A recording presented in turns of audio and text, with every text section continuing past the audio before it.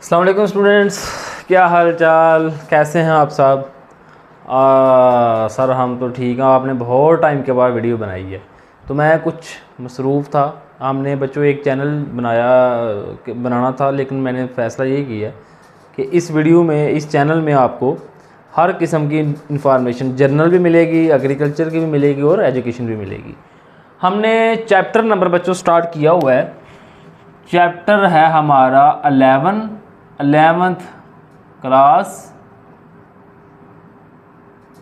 ये पाकिस्तान का है। इंडिया में चैप्टर है 3, क्लास है 12। हमने स्टार्ट किया हुआ है बच्चों केमिकल काइनेटिक या रिएक्शन काइनेटिक। हमारा जो आज का टॉपिक है वो है रेट लॉ। रेट लॉ में ऑर्डर ऑफ रिएक्शन भी आ रहा है, उसमें फर्स्ट ऑर्डर, ज़ीरो ऑर्डर, उसके बाद zero order, first order, second order, third order, nth order. वो कोशिश करूँगा कि आपको एक लेक्चर में ऑर्डर ऑफ रिएक्शन के साथ जो है ना वो करवाया जाए। ये एक छोटा टॉपिक था, मैंने इसलिए पहले इसको पढ़ाना समझा। रेट ऑफ रिएक्शन की बात करते हैं। बहुत बातें हो गई। आपका खूबसूरत सा चैनल चांद केमिस्ट पे आप देख रहे हैं, साद इस्लाम के साथ रेट लॉ। रेट लॉ है क्या बच्चों? सबसे पहले अब हमने ये देखना है, तो जो ये रेट ऑफ रिएक्शन है, जो इसकी कंसंट्रेशन है, इसकी रेट ऑफ रिएक्शन की जो कंसंट्रेशन है बच्चों, किसी भी स्पीशी कोई भी रिएक्शन है हमारे पास, फॉर एग्जांपल ये प्रोडक्ट, ये एक हमारे पास रिएक्टेंट था, ये क्या था? रिएक्टेंट। ये हमें दे रहा है प्रोडक्ट।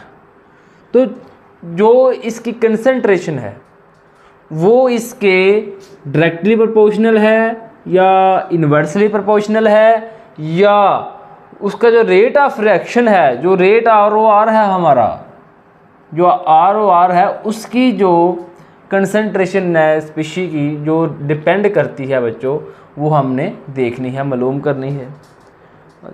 उसके बाद किसी ने अमरूद खाना है तो वो खा सकता है, आ जाए। उसके बाद बच्चों ये था पॉइंट नंबर 1। इसकी देखिएगा, ये दो चीज़ पे डिपेंड करता है, concentration of reactant, concentration of product.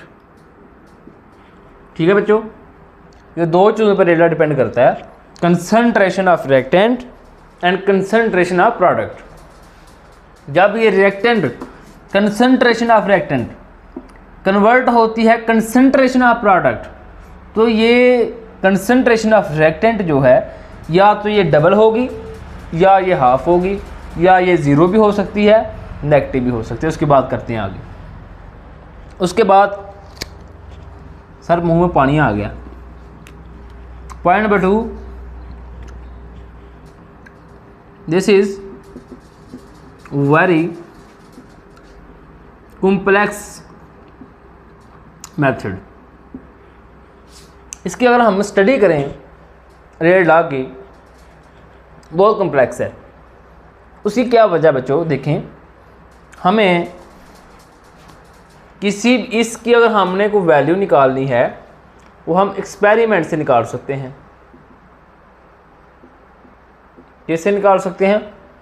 Experiment से निकाल सकते हैं। इसकी एक्यूरेट वैल्यू, अगर हम ये 2A है हमारे पास, अगर इस 2A को हमने रेट लॉ का लिखना है तो हम इसका स्क्वायर लिख देंगे according to law of mass action. Guldberg और वो वेक ने क्या कहा था? उसने कहा था इसका हम जो स्टिक्योमेट्रिक कोफिशिएंट होता है उसको हम ऑर्डर में लिख लेते हैं, जो कि गलत साबित हुआ। थर्ड जो है बच्चों, ये थर्ड पॉइंट है, स्टडीज टू इजी। जो मेथड हम यूज़ करते हैं वो हम ये मेथड यूज़ करते हैं, स्टडी टू इजी। ठीक है बच्चों, समझ आ गई है मैंने जो बताया है आपको? अच्छा चलें जी, देखते हैं अब। ये इसकी समझ आउटलाइन थी, मैंने बताना चाहा। क्या है पहला, किसी जो डिपेंडेंस है रेट ऑफ रिएक्शन की, वो किस पे है? कंसंट्रेशन ऑफ स्पीशी रिएक्शन, जो रिएक्शन में कंसंट्रेशन, जो रिएक्शन में स्पीशी है उसकी जो कंसंट्रेशन है रेट ऑफ रिएक्शन उस पर डिपेंड कर रहा है। ठीक है। सेकंड, ये बहुत कॉम्प्लेक्स मेथड है। कॉम्प्लेक्स क्यों है? क्योंकि हम इसकी जो वैल्यू है वो फर्जी वैल्यू नहीं है बच्चों, हम एक्सपेरिमेंट से जो एक्यूरेट वैल्यू आती है हम वो लिखते हैं रेट लॉ में। आगे दिखाते हैं आपको। सर समझ नहीं आ रही, अमरूद खा रहे हैं, कोई बात नहीं, आपको भी खिलाते हैं। और सुनाएं, कैसे हैं आप सब, कैसे छुट्टी गुजर रही हैं? अच्छा,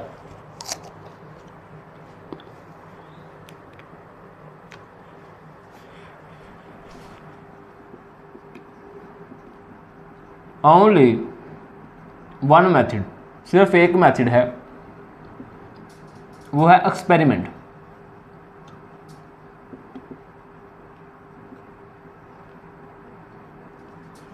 अगर आप रेट लॉ की वैल्यू निकालना चाह रहे हैं, अगर आप रेट लॉ की वैल्यू निकालना चाह रहे हैं बच्चों, वो आप एक्सपेरिमेंट से निकाल सकते हैं।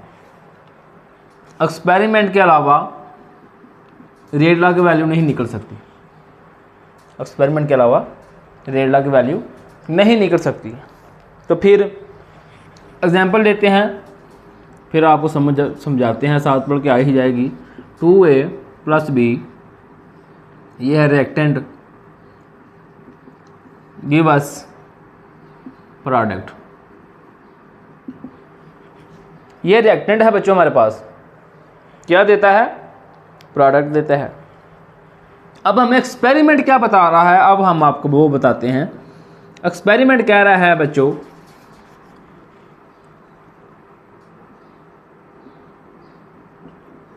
अगर हमारे पास, अब आपने 2a को लेना है, कंसंट्रेशन ऑफ a, किसकी कंसंट्रेशन लेनी है बच्चों? a की लेनी है।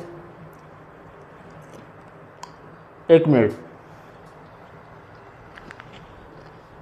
मैं देखो नज़र भी आ रहा है, हाँ जी सही नज़र आ रहा है। अच्छा बच्चों, एक्सपेरिमेंट जो वैल्यू है, अब छोड़ दें सारा कुछ, बच्चों को मारना पीटना छोड़ दें, आपने जो खिलौने खिलौने पकड़े छोड़ दें, मोबाइल को छोड़ दें, नोट्स बनाएं, वही नोट्स बेहतर होते हैं जो खुद तैयार करते हैं। अब हमने बिलफर्ज हम जो, अगर ए की कंसंट्रेशन बच्चों हम डबल कर देते हैं, ए की कंसंट्रेशन बच्चों अगर हम डबल कर देते हैं, तो इसका जो रेट ऑफ रिएक्शन होगा वो डबल हो जाएगा। नहीं समझ आई? अगर हम ए की जो कंसंट्रेशन है उसको डबल कर देते हैं, फॉर एग्जांपल हमारे पास ए है, इसकी कंसंट्रेशन 2 आ गई, ये डबल हो गई, इसको हम कहते हैं डबल कंसंट्रेशन। डबल कंसंट्रेशन, अगर ए की कंसंट्रेशन डबल कर देते हैं तो रेट ऑफ रिएक्शन क्या होगा? डबल होगा। अगर तो इधर जो बी है, बी इज कांस्टेंट, बी क्या होगा बच्चों? कांस्टेंट होगा। अगर हम बी की कंसंट्रेशन बच्चों, अगर बी की कंसंट्रेशन जो है उसको 2 टाइम बढ़ाते हैं, कितने टाइम बढ़ाते हैं? 2 टाइम बढ़ाते हैं, तो रेट ऑफ जो रिएक्शन आपका होगा वो 4 टाइम इंक्रीज होगा। कितने टाइम इंक्रीज होगा? 4 टाइम इंक्रीज होगा। अगर बी की कंसंट्रेशन डबल कर देते हैं तो जो रेट ऑफ रिएक्शन है 4 टाइम इंक्रीज होगा। मतलब ए जो है rate of reaction directly proportional था कंसंट्रेशन ऑफ ए के। रेट ऑफ रिएक्शन किसके डायरेक्टली प्रोपोर्शनल हुआ? ए के। तो इधर rate of reaction directly proportional होगा बी के। किसके होगा? बी के डायरेक्टली प्रोपोर्शनल होगा। तो इधर ए इज कांस्टेंट। ए क्या होगा बच्चों? कांस्टेंट होगा। जब ए कांस्टेंट होगा फिर अब जो फाइनल हमारा एक्सप्रेशन बनेगा वो बनेगा R O R is equal to K A B, इसकी है this is final expression of rate law. नहीं समझ आई, कुछ पल्ले नहीं पिया, मैंने शुरू में जो बताया उसकी भी नहीं समझ आई, इसकी भी नहीं आई। चलिए दोबारा देख लेते हैं बच्चों। हमने देखा था कि रेट लॉ सबसे पहले देखा था है क्या है। सबसे पहले हमने रेट लॉ बच्चों देखा था कि जो रेट लॉ की डिपेंडेंस है बच्चों, वो जो हमारा रेट ऑफ रिएक्शन है, रेट ऑफ रिएक्शन है बच्चों, उसकी जो कंसंट्रेशन है उस पर डिपेंड करता है। रेट ऑफ रिएक्शन किस पे डिपेंड करता है? कंसंट्रेशन ऑफ स्पीशी पे डिपेंड करता है। उसके बाद हमने देखा कि हमारे पास ये एक इक्वेशन है, ये रिएक्टेंट है, हमें प्रोडक्ट देता है। रिएक्टेंट में जब हम देखते हैं, जब हम एक ही कंसंट्रेशन को डबल करते हैं तो रेट ऑफ रिएक्शन की जो हमारे पास वो होता है वो डबल हो जाता है। क्या अगर हम इधर 3 टाइम हम अगर इंक्रीज़ करते हैं तो हमारा ये कितना होगा? 1/2 इंक्रीज़ हो जाएगा। अगर हम इधर 4 टाइम इंक्रीज़ करते हैं तो हो सकता है ये डबल इंक्रीज़ हो रेट ऑफ रिएक्शन। अगर ये भी हो सकता है कि मैं 5 टाइम कंसंट्रेशन को इंक्रीज़ कर रहा हूँ और रेट ऑफ रिएक्शन माइनस में चला जाए, -1। अब याद रहे जो इसकी वैल्यूज़ होती हैं रेट ऑफ रिएक्शन की, ये -1, -2, 0, 1, 2, 1/2 फ्रैक्शनल में भी हो सकती हैं। किस में हो सकती हैं? फ्रैक्शनल में भी हो सकती हैं। तो अब इसके बाद ये जो रेट ऑफ रिएक्शन है ये डायरेक्टली प्रोपोर्शनल हुआ कंसंट्रेशन ऑफ ए के। जो बी है, बी की कंसंट्रेशन है, जब हम उसको डबल करते हैं तो हमारा जो रेट ऑफ रिएक्शन है ये कितना हो जाता है? 4 टाइम हो जाता है। हो सकता है हम बी की कंसंट्रेशन को ट्रिपल कर दें तो रेट ऑफ रिएक्शन जो हमारा है ये माइनस में चला जाए, -2 हो सकता है, या ये 3 हो जाता है, 2 हो जाए, 4 हो जाए, 5। ये डिपेंड करता है रेट ऑफ रिएक्शन पे। किस पे डिपेंड करता है? रेट ऑफ रिएक्शन पे डिपेंड करता है। तो रेट ऑफ रिएक्शन जो है वो डायरेक्टली प्रोपोर्शनल किस पे हुआ? कंसंट्रेशन ऑफ बी किसकी है। ये सारी कहानी थी। और ये जो फाइनल टर्म थी rate of reaction is equal to K A और बी की स्क्वायर, ये इसकी फाइनल कहानी थी बच्चों। ठीक है। उसके बाद 2 साइंटिस्ट आए, चलो छोड़ो नाम क्या लिखें, गुलबर्ग और वेग। कौन कौन आए? गुलबर्ग, चलो लिख ही देते हैं यार, गुली लिख दूँ। गुलबर्ग एंड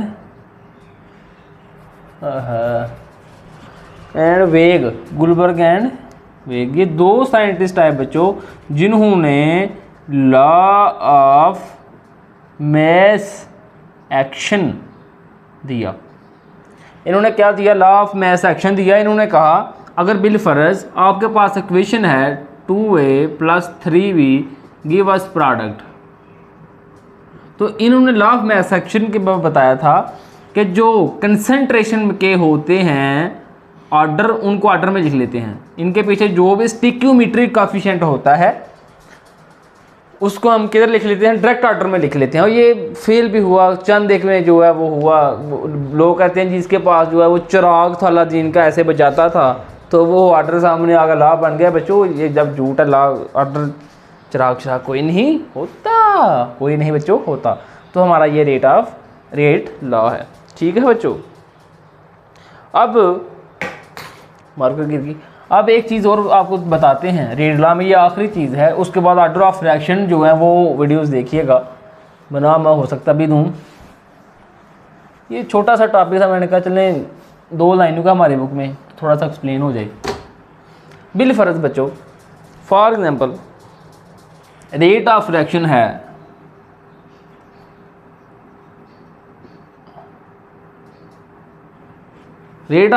बच्चों आपके पास डायरेक्टली प्रोपोर्शनल है कंसंट्रेशन ऑफ ए की पावर x, और rate of reaction directly proportional है कंसंट्रेशन ऑफ बी की पावर y।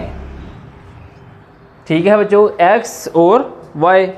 अब हम क्या करेंगे? Rate of reaction is equal to के।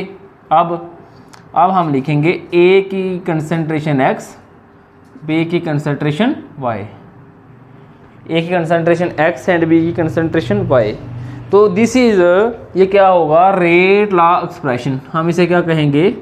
Rate law expression. एक चीज़ याद रहे बच्चों, ये जितनी भी वैल्यूज़ आती हैं इसकी, मैं बार बार बता रहा हूँ, वो एक्सपेरिमेंट से आती हैं। किससे आती हैं? एक्सपेरिमेंट से आती हैं। किससे आती हैं? एक्सपेरिमेंट से आती हैं। तो रेट ऑफ लॉ आपको पता चल गया। अब इधर ए क्या है? कंसंट्रेशन। क्या है ए इधर? ये देखें, ए जो है concentration of A, concentration of B, उसके बाद जो x और y है ये हम इसको लिखेंगे x is equal to order of reaction with respect to a, y is equal to order of reaction with respect to b। ये सारी कहानी है बच्चों रेट लॉ की। ठीक है बच्चों, चलिए आपको एक छोटी सी होम एक्टिविटी मैं देने लगा हूँ, वो आपने बतानी है। क्योंकि आपकी मैं एक चीज़ और बच्चों बता दूं, आपका MD-CAT की जो लास्ट डेट है अप्लाई करने की वो है 31 जुलाई। 31 जुलाई लास्ट डेट है अप्लाई करने की। कोशिश करें 30 तक आपका अप्लाई हो जाए, बाद में कुछ इश्यूज चलते हैं। तो MD-CAT में अप्लाई करना हुआ आपने। इंट्री टेस्ट जो है आपका होता है इंट्री टेस्ट फॉर MBBS। ठीक है बच्चों, तो 31 जुलाई को तक अपना अप्लाई कर लें। चलें आपको एक होम एक्टिविटी देते हैं। जो बच्चे देख रहे हैं कह रहे हैं बोरिंग है, सारा आपकी तरतीब की समझ नहीं आती, बहुत मेल्स आती हैं, व्हाट्सएप आता है सारा। आप बच्चों मैं सबसे पहले आपको कंसेप्ट देता हूँ। कंसेप्ट देने के बाद मैं आपको थोड़ा सा इधर उसकी जो एक्सप्लेनेशन है वो बताता हूँ। उसके बाद बच्चों मेरी कोशिश ये होती है कि आपको मैं एग्जांपल्स कराऊँ। क्या कोशिश होती है मेरी? मैं आपको एग्जांपल्स कराऊँ। जब आप एग्जांपल करेंगे आपकी साथ साथ प्रैक्टिस हो जाएगी। जब प्रैक्टिस होगी आपको किसी भी चीज़ की कमी पेश नहीं होगी, आपको इधर ही क्लियर हो जाएगा। तो होम एक्टिविटी में बच्चों मैं आपको यही देने लगा हूँ, डिफाइन। आपने जो यहाँ से समझा उस अपने वर्डिंग में define rate law in your own wording and give some example.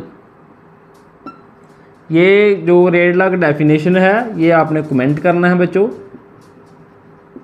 और जो ये बाकी चीज़ें हैं ये आपने मुझे मेल करना है। इसकी पिक्चर बनानी है, मेल करना है। मेल मैं तो लिख देता हूँ, मोहम्मद साद बिन इस्लाम @gmail.com। इस पे आपने पिक्चर, ये मैं देख लूँ आपको नज़र भी आ रहा है यहाँ, बस आ रहा है। अच्छा, आपने रेट लॉ को लिखना है, कमेंट करना रेट लॉ डेफिनेशन, और जो उसकी अपनी वर्डिंग में कुछ एग्जांपल्स आपने देनी है। ये जो एक्सप्रेशन बनानी है वो आपने मुझे इसकी पिक्चर बनानी है और मुझे मेल कर देना है। ओके बच्चों, देखते रहें, सुनते रहें, मुस्कुराते रहें, हंसते रहें। ओके जी, बाय।